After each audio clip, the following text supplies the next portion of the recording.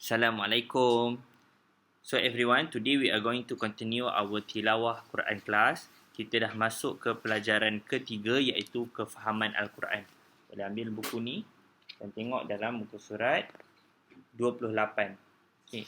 Itu adalah aktiviti yang kita akan buat lepas kita tengok berkenaan surah Al-Ma'un. Okay, jom kita tengok. Baik, kefahaman surah Al-Ma'un. Pengenalan kepada surah Al-Ma'un, surah ke-107 dalam Al-Quran. Maksud Al-Ma'un adalah pertolongan. Jadi nanti dalam aktiviti kita boleh jawab. Maksud Al-Ma'un apa? Pertolongan. Mengandungi 7 ayat. Dinamakan Al-Ma'un kerana terdapat perkataan Al-Ma'un di akhir surah ini. Okay, nanti kita baca sama-sama. Surah Al-Ma'un ini juga adalah surah Makkiyah, iaitu diturunkan di kota Mekah. Kemudian Allah menjanjikan balasan buruk kepada mereka yang tidak memberikan pertolongan kepada orang-orang yang memerlukan. Orang-orang yang memerlukan ni juga kita akan tengok dalam ayat dalam surah ni nanti. Jom kita baca sama-sama dan kita hayati maknanya. Jom kita baca dan lihat makna ayat yang pertama. A'udzubillahi minasyaitonirrajim. Bismillahirrahmanirrahim. Ara'aital ladzi yukazzibu biddin. Maksudnya, tahukah engkau akan orang yang mendustakan agama? Iaitu dia turut mendustakan hari pembalasan. Kemudian ayat kedua, fazalikal ladzi yad'ul yatim. Orang itu ialah yang menindas serta berlaku zalim kepada anak yatim. Wala yahuddu ala ta'amil miskin. Dan dia tidak menggalakkan untuk memberi makanan yang berhak diterima oleh orang-orang miskin. Fawailul lil musallin. Fa maksudnya maka. Fawailun, kecelakaan besar bagi mereka yang solat. Dia tak habis lagi. Jangan ingat orang yang solat pula Allah murka. Sambungannya dalam ayat kelima, allazina hum an solatihim sahun. Iaitu orang-orang hum tu mereka yang berkeadaan lalai. Okey, daripada menunaikan solatnya. Allazina hum yura'un. Juga bagi mereka yang berkeadaan riak. Okey. Riak tu apa? Bangga diri. Bangga, menunjuk-nunjuk.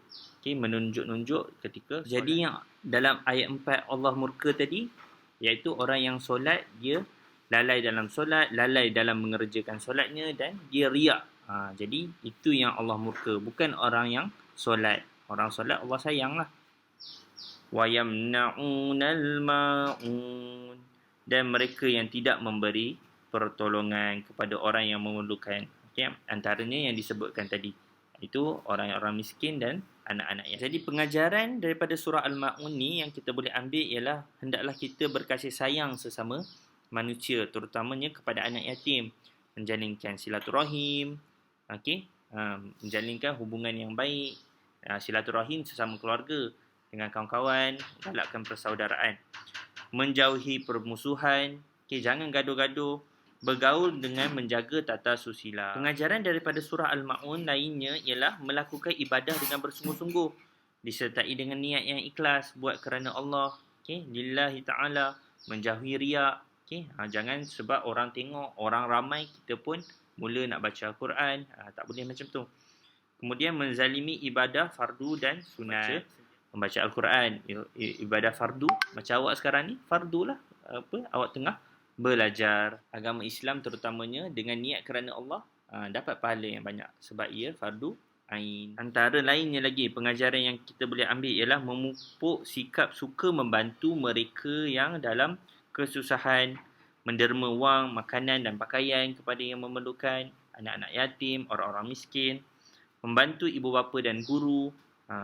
Ini dalam konteks murid-murid macam awak semua. Kalau sekarang ni di rumah, ibu bapa lah.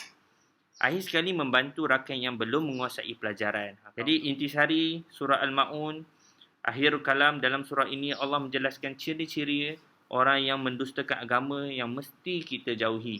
Kita sendiri jauhi sifat tersebut dan kita jauhi orang-orang seperti ini, iaitu bersikap kasar dengan anak yatim. Jangan.